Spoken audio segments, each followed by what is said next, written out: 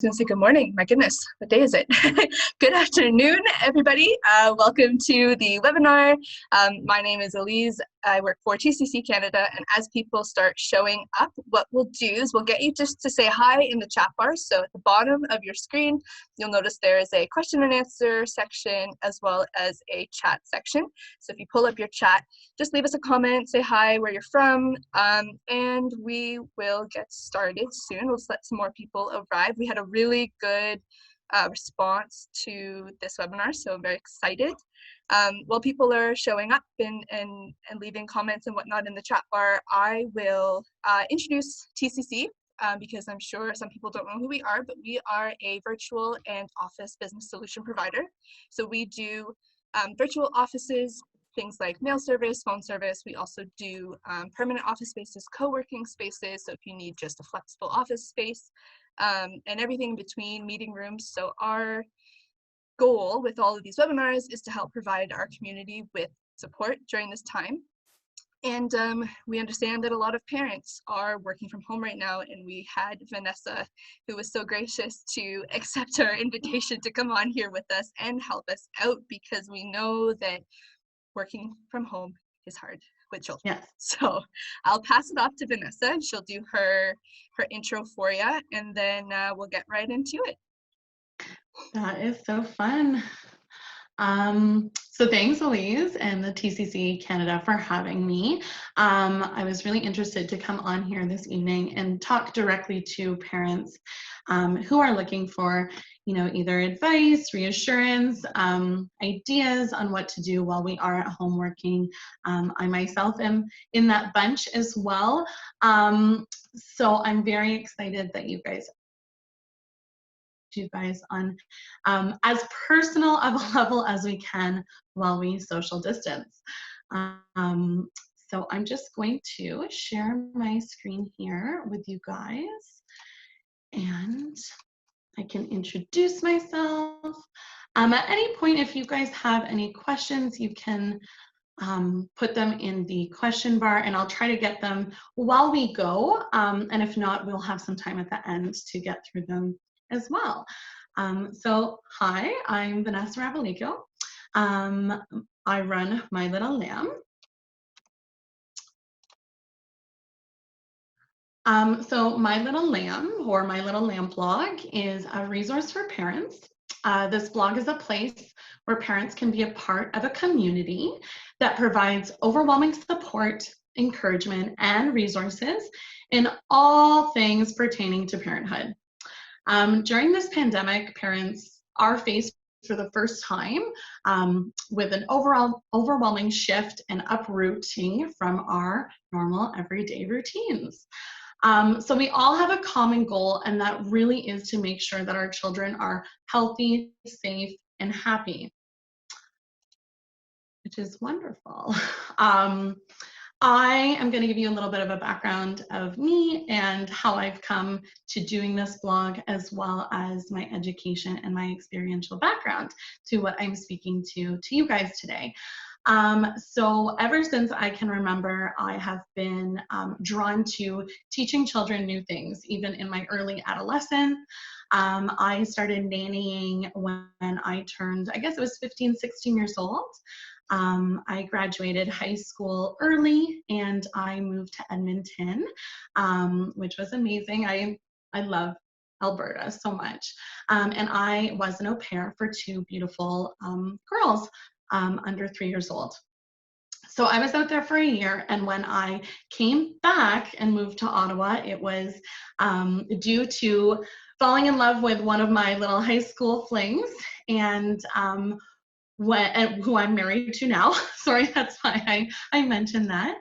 And his sister, which is now my sister-in-law, had worked for many years since she was a teenager at a non-for-profit licensed childcare center in the city in Ottawa. And so she said, you are so great with my kids. I know you love working with children. Come and do a volunteer. And so I did, and I was booked up for the rest of the summer, and then I never left. So I spent quite a few years as a supply while I went and studied at Algonquin College. then I was hired on full time, I guess around 6 years ago. Currently, I work full time with kindergarten and school age with a preschool component in the middle of my day. I just got back a couple months ago from an 18-month mat leave with my first child, my son Amadeo, who is around 21 months now.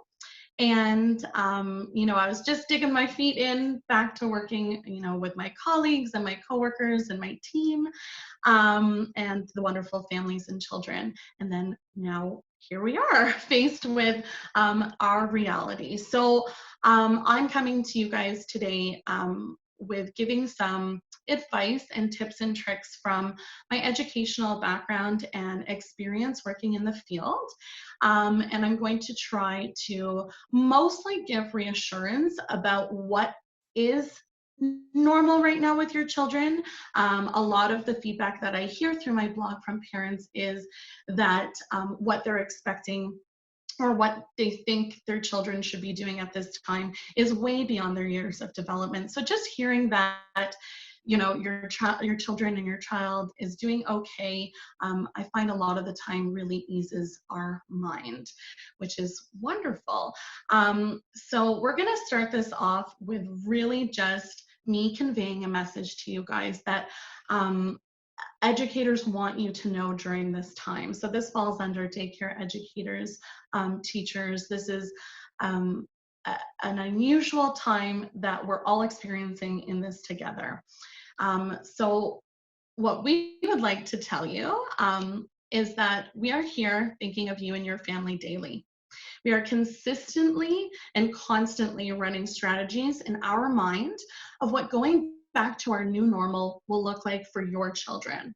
We are using this time to keep in contact as well as strategize with our colleagues, the Ministry of Education, public health officials, anyone who we need to be in contact and working in collaboration for when we do go back to this new normal.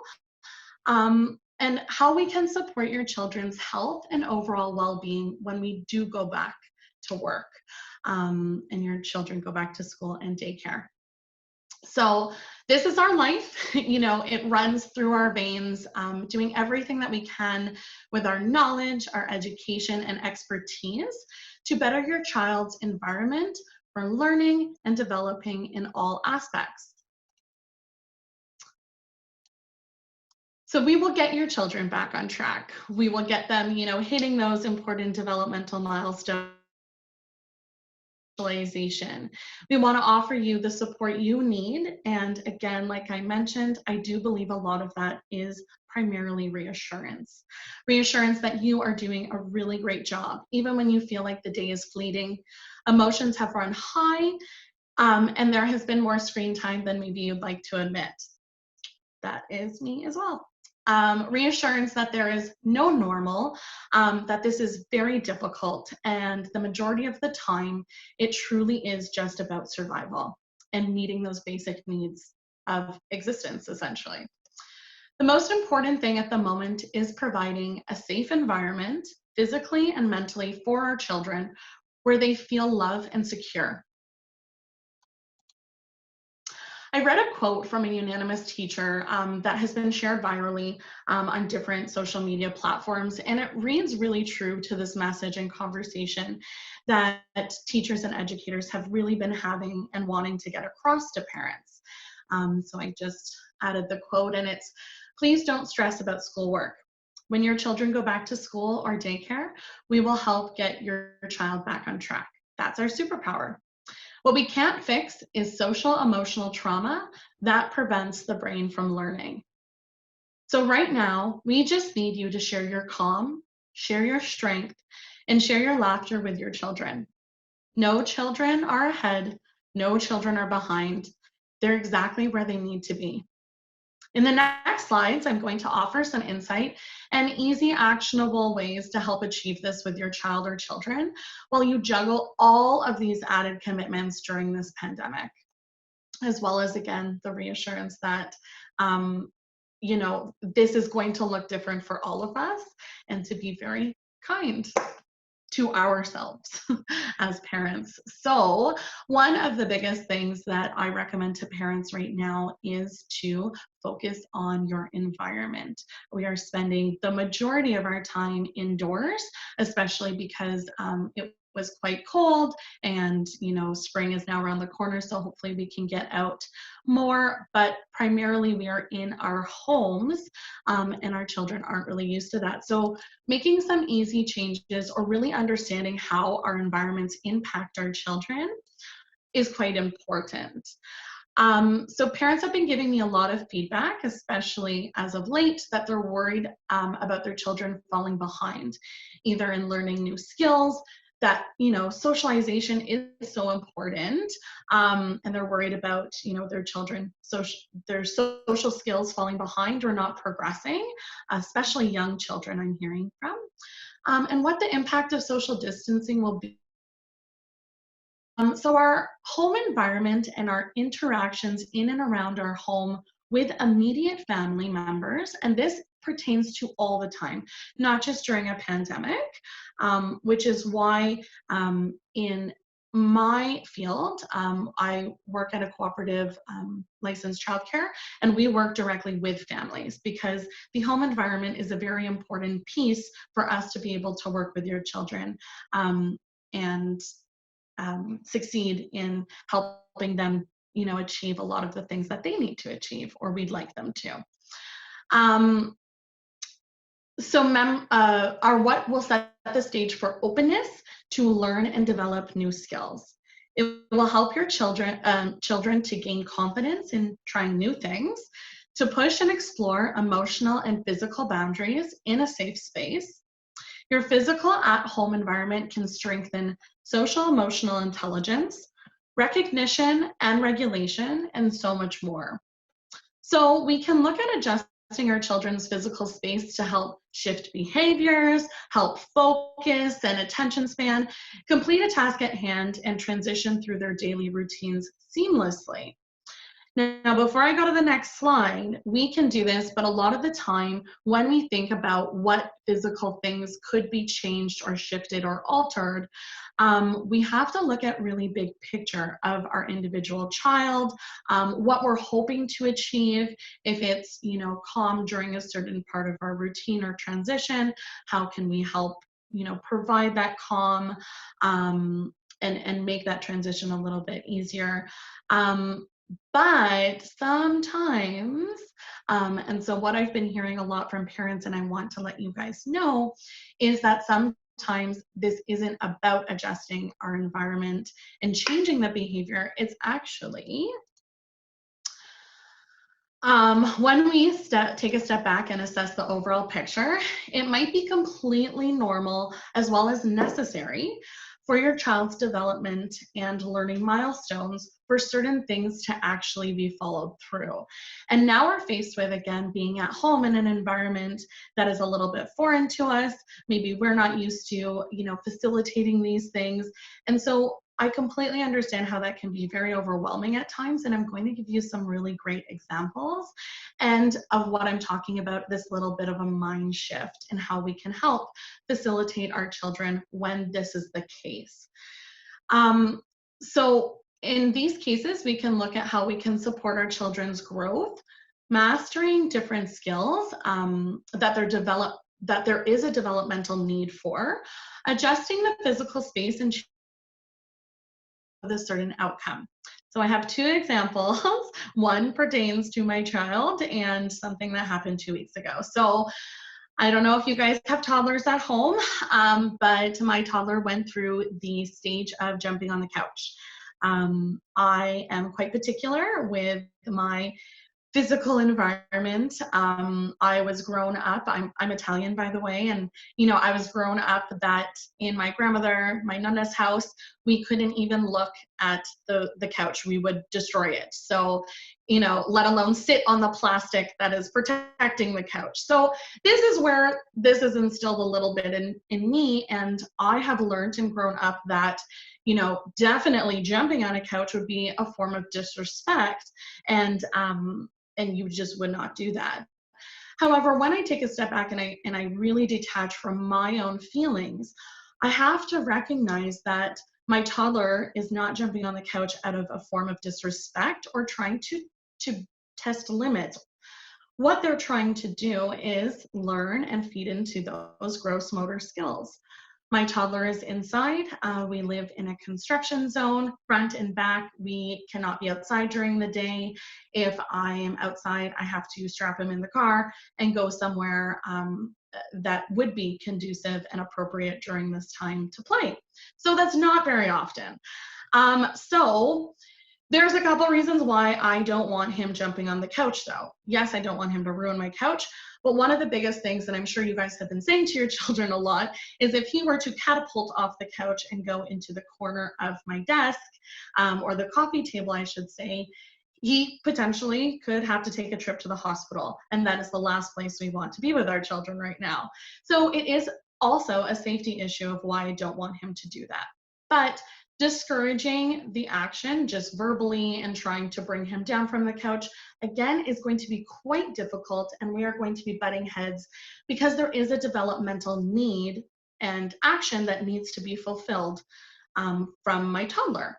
So what I did instead was take all of the cushions and the pillows off of my couch. I put them in the middle of the floor, and I actually encouraged him to jump on them. So it was a safe space. He loved it. It probably was a week and a little bit. If you guys follow me, you probably saw that, phase. And he was like catapulting off of these cushions. Great. And since that day, or since that, week of every day doing this at different times and encouraging this behavior, he has not jumped on my couch since. Now the couch is for sitting, it's for watching TV, it's for reading books, for calming down, quiet time, etc. And he has been fulfilled.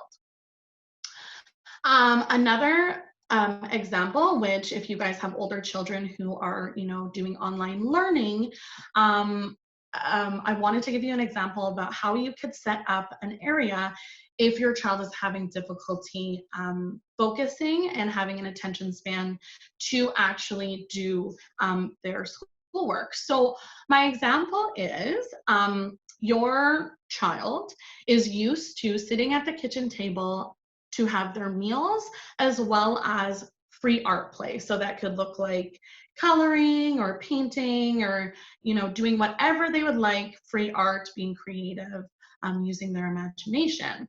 But all of a sudden, we are now uprooting them from their normal. We're having them sit at the kitchen table to do something other than the eating and the free art. And we're asking them to just make that physical shift in their brain and to be able to focus. But that's not what they're used to. So one thing that I would recommend, because this is where it's going to happen, it's going to be at the kitchen table because maybe there's an office that's in use or there is no office and there's a lot of people in the household, and this is where it needs to be conducive to do the schoolwork. So what I would suggest is talking to your child about some of the physical elements that they're used to having in their actual classroom.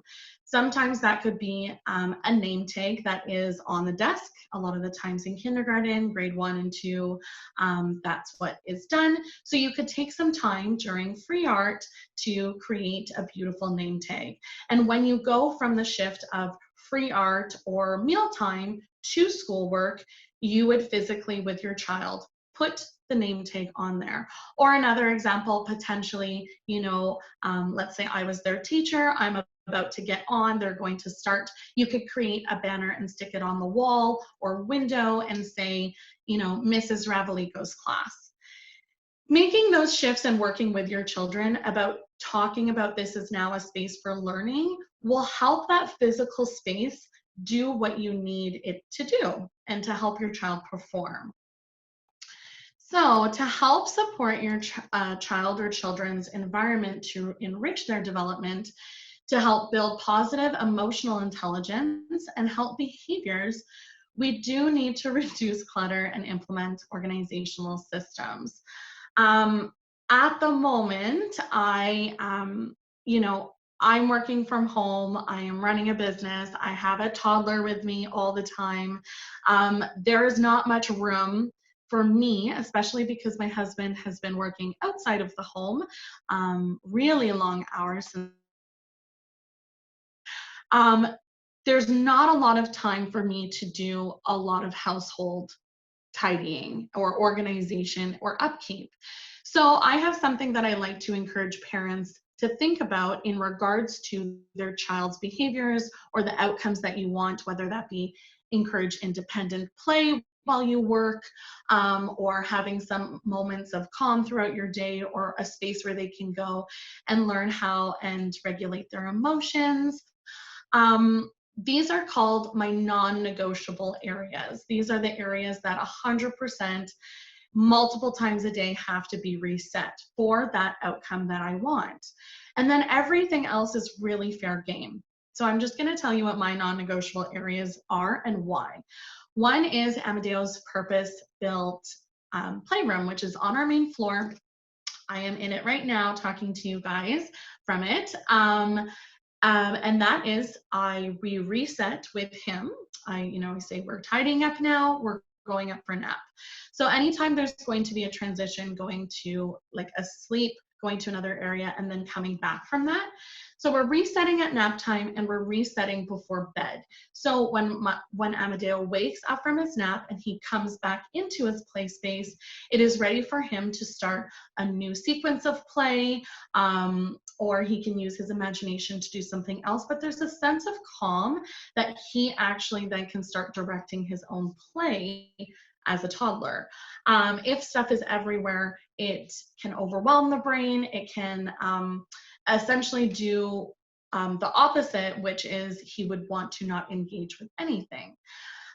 So his playroom is one of them. My living room is one, again, because I am implementing screen time. If I need to access or answer emails, if I have to be on my phone for my business or my work, that screen is going on and it is helping me with my child. So my living room also, I want a bit of sense of calm and organization throughout the day, of just tidiness, necessarily not cleanliness, because I haven't done vacuuming. I think I do that once every 2 weeks sort of thing. And then the other area, there's only 3 in my home at the moment during this pandemic, and that is Amadeo's room, because I want it to be calm, organized, tidy, which will help sleep, which is quite important. I really want him having great naps so he's refreshed and he's in the best way and energized to tackle our days, which are very long and tireless sometimes, as well as I want him having a great sleep overnight and then waking up refreshed. So those are my 3 area in my house: my kitchen, the closet, my bedroom, the laundry room.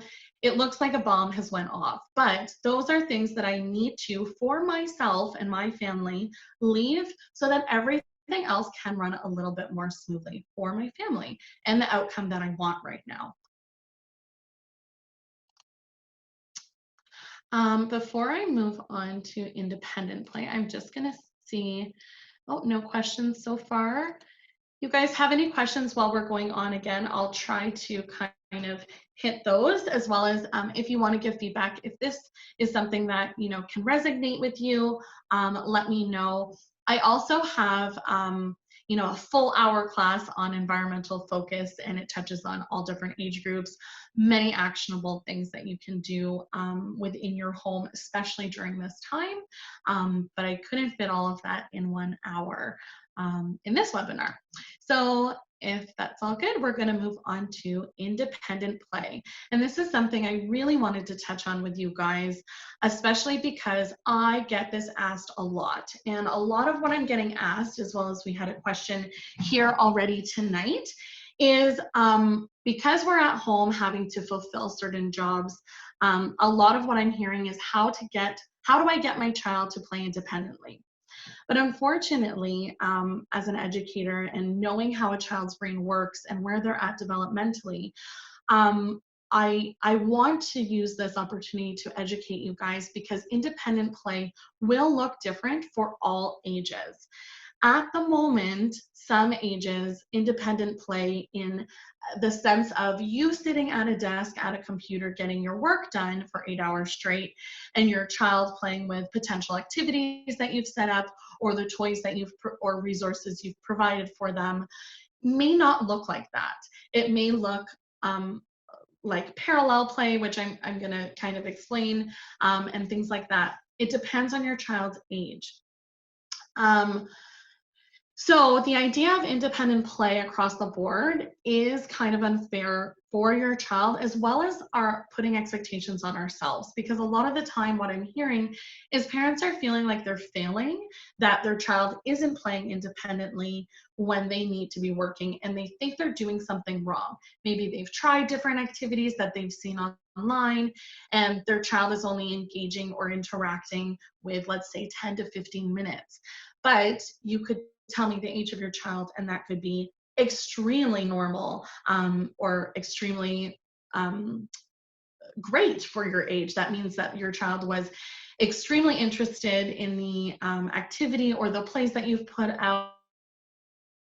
Some really great points where they've wanted to engage. So you're 10-month-old. Also, I wanted to talk about the actual ages, because also what I see about or like go around the online world and in the Facebook mom groups is I'll see a lot of the time parents are labeling their child. So a lot of the time I'll actually have parents talk about their infant and saying that their infant is a toddler. But I find when we do this, we have these expectations of our infant is supposed to be producing or performing a lot of different skills that a toddler would have, but your infant isn't there yet, and your infant is not supposed to be there yet. So I wanted to label the ages quite clearly for you guys, and then to talk about that. So infancy is from 0 to 18 months generally. Most of your infant play has to be involved, supervised, and interactive. That could look like providing toys, natural elements, and assisting in learning new skills are beneficial during this age, but seldom are done without adult being present and or engaged. A lot of this does also have to do with safety. We're not wanting to leave our infant, on the mat with something, let's say a sensory activity, while we're trying to get something done that could be unsafe for our child to play with.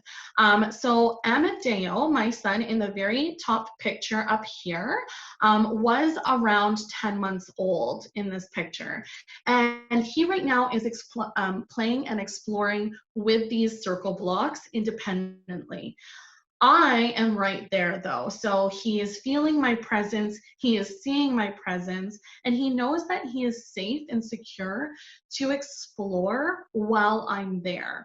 So, younger than 10 months, it's going to be quite a bit of interactive or providing elements or toys that are non-toys are going to give your child a lot more stimuli. So it's, maybe tissue paper where they can, move around with their feet, or a cardboard box or some bubble wrap that would absolutely be safe and not a choking hazard, let's say. Providing things like this while you're close and you're supervising at arm's length is usually what this looks like. Especially around these months, your child is learning a lot of gross motor skills that you need to be there to help support that. So independent play from 0 to 18 months is them exploring independently the toys or resources that you're providing, but you're very much there and most of the time also engaged. Which is not ideal when we're at home trying to get stuff done. My child is in the toddler stage at the moment, and that is almost impossible, unfortunately, to get full on independent play, especially if it's an activity in regards to sensory. but I have to prioritize and figure out when I'm going to produce for my job, which I'm very lucky. My job is quite flexible and understanding. So a toddler is between the ages of 18 months and 2.5 years old. Most toddlers practice what we call parallel play. So this is when your child plays beside rather than necessarily with you or another sibling or like other children. This is why the out of sight, out of mind can be so tricky in regards to a toddler. And this means like if you'd like your child to be in the playroom while you are across the hall sitting at a desk working, this is why this rarely is able to be achieved, because the out of sight, out of mind takes away from the actual parallel play that your child is striving for and is more comfortable in. So your toddler wants to feel your presence or having your physical self nearby. The play, it provides them that security and that confidence to explore, experiment, and make mistakes through their play. Children innately are not necessarily confident in doing that through play without some sort of reassurance from their primary caregiver in those moments. So a lot of the time, again, and every child's going to look different. I'm just going to speak and talk about what my day looks like with my toddler. My son is extremely high energy. If I am left alone for a couple moments, even just going to the bathroom, most of the time I'm presented with some area of my house being destroyed. Like, plain and simple, this is the consequence that probably is going to happen while I'm trying to do something completely away from him. Now, a lot of my job or running my business can be done through my phone. It could be answering emails, chatting or FaceTiming while I'm on my phone. But if I'm physically, my body is beside Amadeo, he is pretty good at, kind of popping in and out. Maybe he's curious, but he really is okay at the moment to, play with his blocks, play with a lot of the open-ended toys that I have presented for him to explore while I'm doing something else on my phone. If I were to be at my computer while he's here, absolutely not. He is wanting to figure everything out. He's wanting to touch the buttons. It's a completely different experience for him. So anything that involves the computer, I do during nap, evenings, or on weekends when I can, tag my husband in, tag you're it, parent mode, I need to work.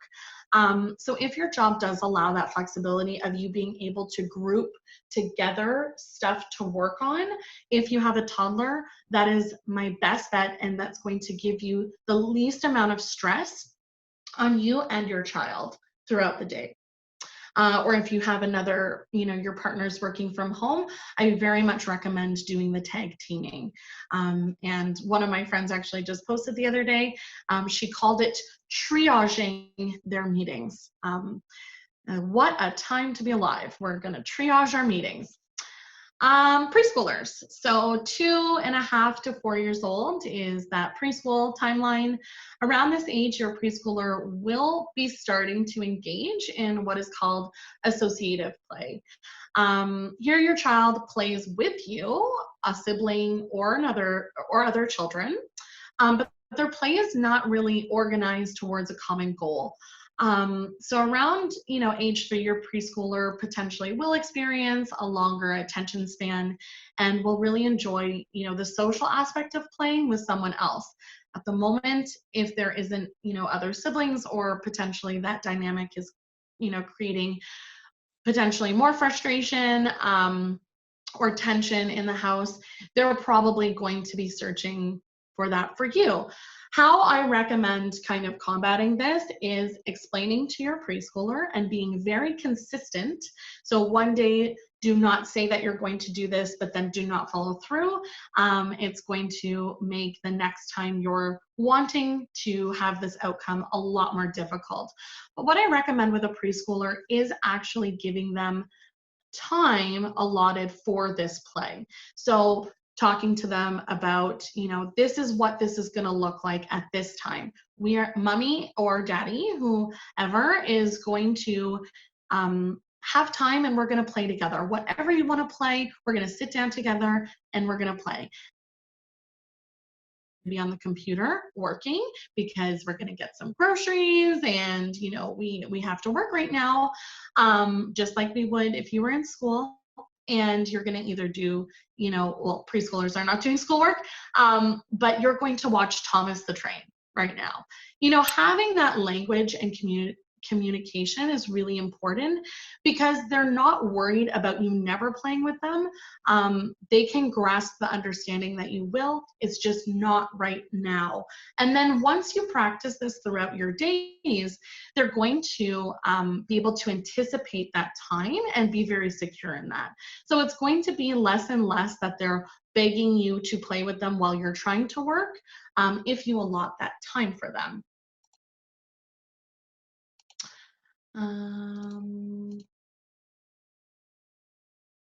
So kindergarten, which is between 4 and 6 years old, and school age, which is between around 5 to 12 years old. This is, again, the age group that I work with before and after school. So in all of these scenarios that I'm talking about, this is very much dependent on your child's personalities, where their interest level is, where they're hitting developmentally. No two children are the same, even siblings, so we're going to really look at them as their own individual persons. So during these ages, the way your child or children will prefer to play will gravitate and cater for the most part to their personalities. Generally speaking, this is the age where cooperative play is at the forefront, and they will thrive on interaction with their peers. So I do recommend, if you have accessibility to have them on, FaceTime playing with their friends, maybe, they have the dolls out or Legos out, and they're going to do a Lego challenge with their friends. Providing those opportunities more often will really, really help with this, because this is very much a part of their interest. They want to be interacting with their peers and like-minded peers, their friends. So here you can see, the beginning of teamwork. Your child plays with others for a common purpose. In terms of play goals, it is in the final development stage, because the same basic principle, whether you're doing a school project, putting on a play, or playing a sport, completely goes into and translates to like open-ended play, imaginative play, creativity, dramatic play, all of that good stuff. A child this age can engage in cooperative play,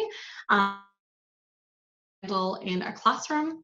Interacting, socializing, and communicating sets the stage for social success throughout their life. So in my opinion, these are, really the ages that you're going to start seeing, especially as this has prolonged, really, really wanting that connection with their peers. So again, if you're able to provide those opportunities, it would be really beneficial for them, even doing it through the screen, or talking to them if they are an appropriate age about having social distancing visits, because things, especially in Ottawa, are starting to be loosening up and relaxing a little bit. You're able to be at the moment in the driveway, practicing social distancing. So maybe involving your child with their friends, if the other parent is comfortable with that, will be a really great opportunity to fulfill that need and want for them. Setting up an activity or an invitation to play will also at this age be a great tool to build on that foundation of independent play while you work from home. I also encourage you to get your school-age child or children involved in routines. So that could look like prep and making meals together, cleanup, spending some time throughout the day doing something with a common goal will also continue to build those social and communicative skills for when they are reunited with their peers. I know a lot of parents are quite worried about that, so these are different ways that you are able to help assist that.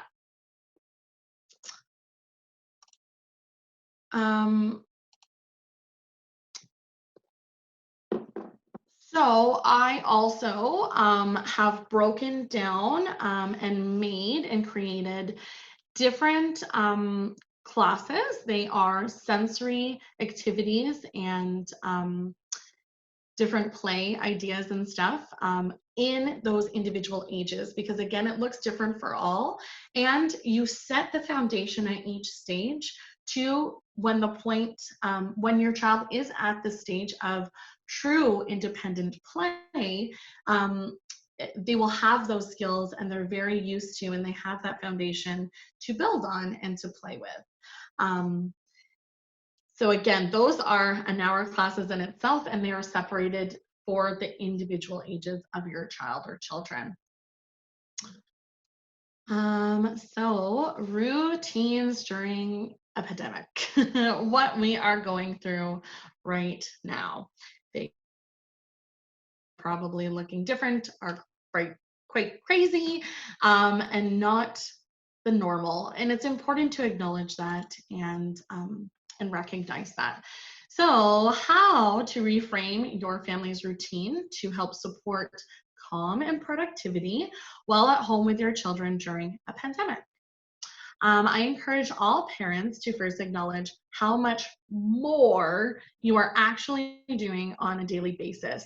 How I suggest doing this is actually at the end of your day, taking 5 or 10 minutes to do what's called a brain dump, and writing down from the moment you've woken up till you go to bed, at least just once, do this, write down every single thing that you've done. So that is, getting up, getting your children ready, making sure they get down the stairs, helping them prep breakfast, making sure they're eating breakfast or eating something, every step write down. Load or unload the dishwasher, put on a load of laundry, had a Zoom meeting with colleagues. Everything that you're doing, I want you to write down, because I guarantee from Monday to Friday right now, it is probably double to what you were doing before. And it's a lot more condensed because you guys are all at home together from Monday to Friday, instead of Saturday and Sunday being primarily where most of that is happening. So it, adds more dishes, it adds more mess and all of that great stuff. So I definitely encourage you as parents to do that, because when we do that, we're able to take a step back and actually acknowledge that this is hard, and it's hard for a reason. We are not supposed to be doing all of the things, and this is why. So like I've stated in the beginning, again, this is not normal. We are not supposed to be working a full-time job in our professional jobs, being able to run businesses, be full-time at-home parents, raising our children of potentially all ages, and also become, an educator if you're homeschooling overnight. We are not supposed to be doing all of these things. Maybe we'll dabble in some things, but our lives are structured to be able to do multiple things and to multitask. But we don't have care, we don't have school, and those are the biggest jobs out there adding on to our other stuff. Those are literally full-time jobs that involve other humans with emotions, with their own temperaments, their own social emotional behaviors that are going on. So it's very complex, and it takes a lot of energy out of us as parents. So when we look at routine and scheduling within the daycare profession, for example, again of the child, it's very important to think about what are optimal times for sleep, for eating, gross motor play, time for reading or reflection, like calm down, free play, and or structured activities. The way that we're going to put these into our routines is going to try to give us the outcomes that we want during those moments. So if, let's say, I need to be working on my computer at 2 o'clock, and usually that is time for structured activities.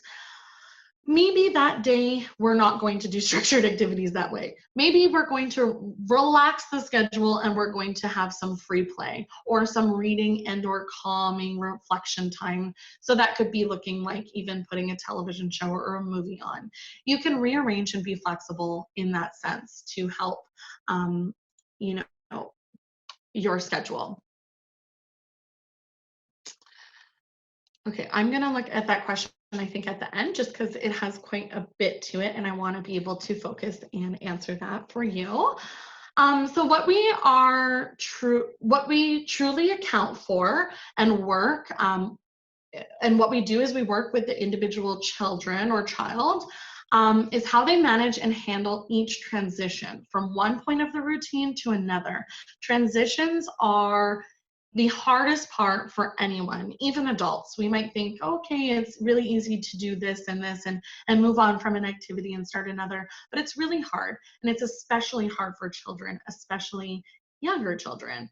So it's important to recognize that and help them and feed into their personalities to help make that transition a bit smoother. So how can we support this transition to make it more seamless and stress-free?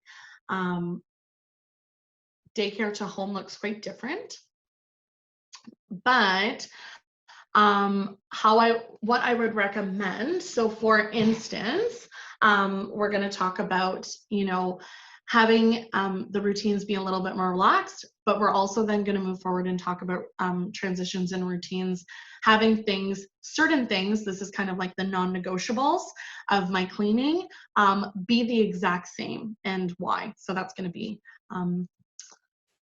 just underneath. But in regards to having a more relaxed and or strict routine at this time, my advice is to truly try and keep those key transitional moments during your days consistent. So an example could be my morning routine with Amadeo. Then versus now, it is uncertain things. So when I was going to work and Amadeo was going to daycare, our morning routine looked like I was waking him up. I brought him immediately from the crib to the change table, changed him, came downstairs, filled up his bottle, got a snack for the car because he would be eating breakfast at daycare, and out we went. We left the house, and this was at 6:30 in the morning every single day from Monday to Friday. Now I don't need to do that. We are physically in the home. So the relaxed part is I'm not waking my child up. He is sleeping in. There's no point. I want him as well rested and happy as possible. So I'm not waking him up to leave to go to work right now, obviously. So the relaxed part is he is sleeping in, and he is most of the time playing in his crib for like 15 to 20 minutes because I don't need to take him out. But the consistent part is from the bedroom when we're ready to go downstairs, which is the transition, he is walking down the stairs himself. So it might be something that seems really silly that I'm bringing up, but when we had a more strict routine, I needed to make sure I was controlling most of those motions. So the transition, for it to be smooth and consistent, for me to get out the door in 10 minutes, let's say, I needed to hold him and pick him up, go down the stairs, put him in the foyer, not in the middle of the hallway and have him sprint to the kitchen or go somewhere else or take literally 10 to 15 minutes to get down our stairwell. I had to hold him. So the consistent transition that I've changed to something else is that every day he walks down by himself. So it's having him be independent, it's giving him that pride and encouragement, and it ends up for a really, really nice transition down. So again, even if it takes 10 to 15 minutes, those 10 to 15 minutes are leaving my child with confidence and happiness and ready to move on to the next routine. So it's just about finding those sweet spots with those transitions, those in-betweens of everything you'd like to do. Try to hone in on your child's interest, on their personality, and how to help serve that. So consistency will offer your children a sense of safety and belonging, and an organized and predictable home environment helps children and teenagers feel safe, secure, and looked after, particularly in stressful times or during difficult stages of development. Right now, I think you guys could stressful time. So having some consistency to more relaxed routines in certain senses will help benefit your children. What makes a good daily routine? So again, it doesn't have to be very strict, but there are some key components that would be really helpful if you do have in place and you are consistent about. So there are no rules about how many or what kind of routines that you should have at this point. Please don't listen to those when you're seeing those on social media. All families are different, and what works well for one family might not work for another, especially in this time. Your routines need to be based on your individual family's needs, but effective routines do share three key features. They are well planned. In a good routine, everyone understands their roles and what's expected of them, knows what they need to do, and sees their roles as reasonable and fair. This happens with children in inconsistency. For example, your child will know that they take turns doing the dishes every night after dinner. With it being consistent, eventually your children will not see this necessarily as a chore. It's just second nature to them. So for instance, when I do my non-negotiable resets before nap or bedtime, my child, Amadeo, even though he's a toddler, knows that when I say, we're cleaning up to go have a nap, this is what we're doing. Cleaning up with a toddler, I'm definitely doing most of the cleanup, but he is probably putting a couple things in, but he's very aware that this is happening, and it doesn't seem like a chore to him because it's a daily thing that I'm consistent with. Some things need to be regular. Good routines become part of everyday family life. For example, you might all look forward to Saturday night barbecues followed by a games night. These are especially beneficial, and I would recommend to do during this time because it does give your children something to look forward to, something that they can count on during this really unpredictable, time. And then being predictable, again, through consistency in a good routine, this happens in the same order each time. For example, you always wash the clothing on the weekend, so you know that they'll be ready for Monday morning, sort of things. So no matter what your daily routine looks like, just make some key aspects consistent to help provide that comfort and security for your children. Again, my routine, even though certain things are consistent, a lot of them are a lot more relaxed in the sense of time and expectation for fulfillment sort of thing. So when I'm working, there's a lot more, things are a lot more rigid. Before I go off, I'm going to read Amanda's question. Oh, yay, I'm really glad it's been helpful so far. So yes. So this is hard to answer, to be really honest. The question, if you guys aren't seeing it, is that Amanda's child, who is 11 and a half months old now, will be ready to start daycare once it opens, and wondering what they can do to prepare and to help that transition. But the thing is, as of right now, we don't know what that's going to look like. So to be really honest, preparing your child for something that we don't know what things are going to look for is going to probably put a lot more stress on you and probably your child. A lot of what would go hand in hand on, having your family members babysit for a few hours. Yes, I definitely think that is good for, overall. different, things that can help your child. But in the sense of getting them ready, that goes hand in hand in that. I would probably recommend just focusing on having them feel a sense of security and routine and consistency from you, because they're going to hone in on your energy, what you're doing, and they're really going to look to you for that, security and reassurance. So when you are able to, drop them off, again, I don't want to give you too much advice on transitioning because I don't know what it's going to look like. You know, at the moment, it could be that you're going into the daycare with your child, or potentially not, and you're handing off your child to someone.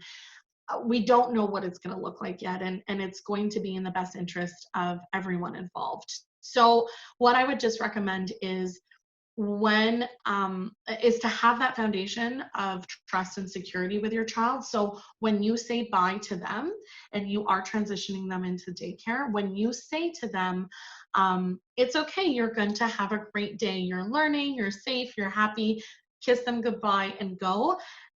Trust me, it's going to be a lot harder for you. The staff you can be very confident for. If you've chosen this daycare, it's for a reason, that they are going to put systems in place and help comfort your child and help transition them to into something else. And if you and work towards something else, so I'm really sorry. This is definitely, I can only imagine it's a stressful time for parents. I was there, with my own child, let alone during this experience and what going back to work will look like. But just having that, getting them used to that, that you're, when you say something is going to be okay, that would be great. So you could definitely practice with family members in that sense for sure. Sorry if that was all over the place. It's so hard to answer this question just because we don't know how it's going to look. Melissa, it's a play are so different, and I can see my school age are struggling emotionally, saying it's boring here, etc. I can't focus on her with her little brother running around. Melissa is see, this is why I do really like to have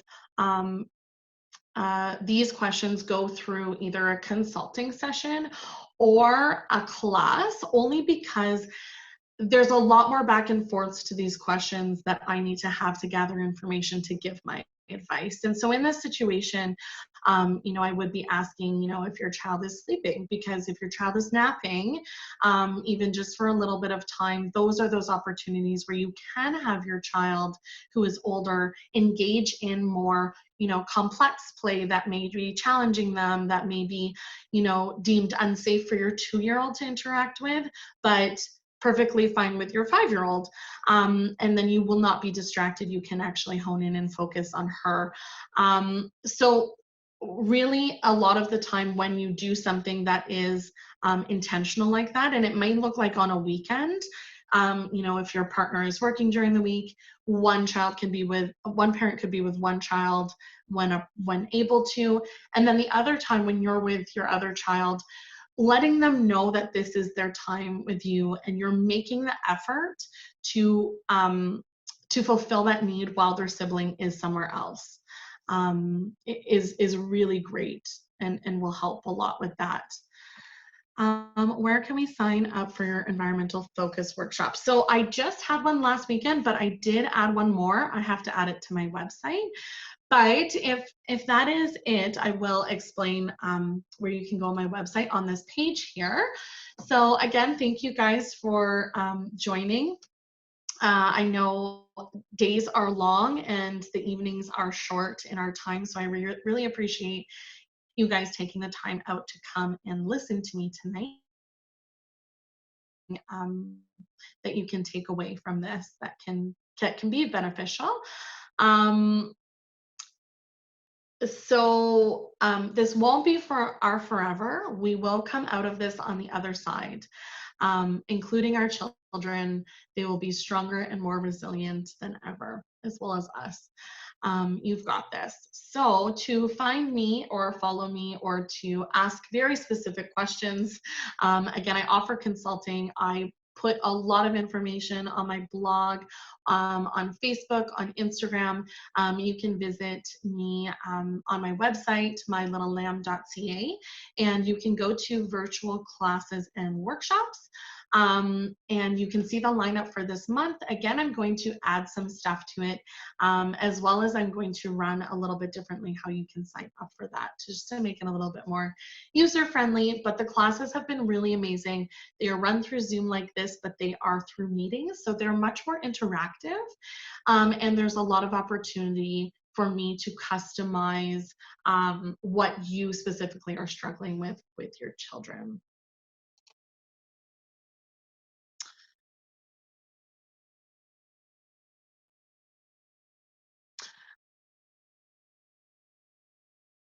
Yes. Sorry. I will just stop sharing my screen there because we're all done. Just for the question about your 7-month-old and socialization, you are not alone. A lot of parents have been messaging me. They're quite worried about their children and socialization. And what I really want to tell parents again is, in those early years from 12 years old and under, their brains can absorb so much information so quickly. They learn, they grow, and they develop at a speed and rate that we really cannot understand.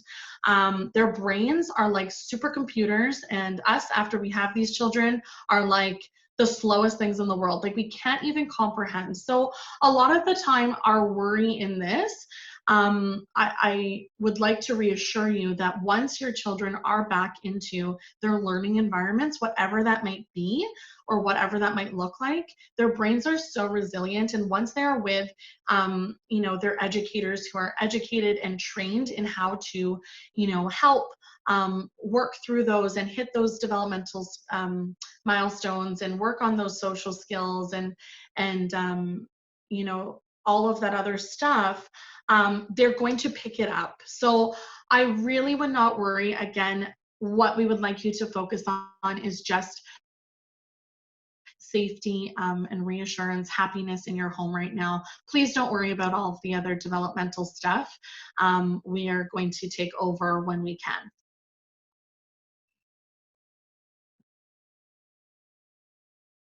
That was really good, Vanessa. Thank you for taking the time. I Of course. Thank you so much. And thank you everyone who joined us this evening. I know, like Vanessa said, days are long, so it's a lot sometimes for people to take the extra time at the end of the day, but just letting everybody know that we have recorded this session, so we'll be posting it on our YouTube page and on our website as a resource. So if you want to go back and take a look at the information, I know Vanessa had a ton of information jam-packed into this hour-long session, so this will be up probably by tomorrow. And if you're on our Facebook page, the TCC Canada Facebook page, we'll be posting the link there. So you can go back and check it out. But thank you again, Vanessa, and everyone who joined us tonight. Thank you guys so much. All right, have a great night, everybody. Have a wonderful night. Thank you.